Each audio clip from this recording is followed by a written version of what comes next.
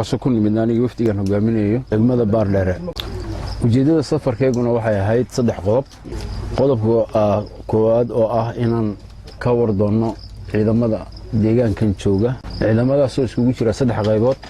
Ciidan xuquuqdiisa iyo SNA ka tirsan oo ka aagan ka dagaalgala. Ciidan cusub oo hadda la qoray iyo ciidan ka hadhay guutadii koowaad ee lagu soo tababaray Kenya oo ilaa 6 sano dagaalka ku jira. kuwaas oo ka dhinac dagaalamay ciidamada Kenya. Ujeedada aanu booqashada ugu nimidnay aanu ciidamadaas u booqanaynaa waxay ahayd inaan dhamaystirno gulwada balaan ciidamadii Amisom ka dhinac dagaalami lahaa ee Soomaalida ahaa. iyadoo loo qorsheeyay dawlad goboleedka Jubbaland in laga furo 3 dugsi. dugsigii koowaad waxaan ka furnay Kismaayo sanadkii hore oo ciidamo hadda hawlgala oo operationada fuliya oo ka tirsan SNA.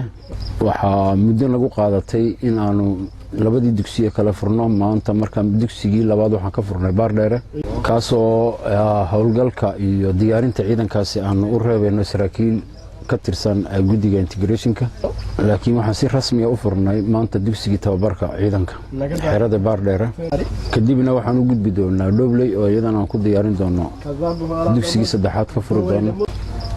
waxna yaabo naga farxiyay iyo waxyaabo naga dhaxeeyay oo la kulanay intii aanu safarka ku jirnay.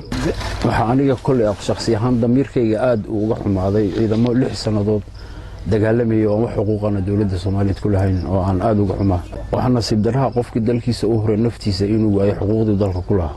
laakiin hadda wixii ka dambeeyay waxaan ballan qaadanaa inuu helo xuquuqdiisa Ilaahay idinkii. waxaan mahad gaar u celinayaa ciidamada Amisom ee aagan ka dagaalamay wiilashoodii iyo naftoodii u horay in dawladnimada Soomaaliyeed la helo.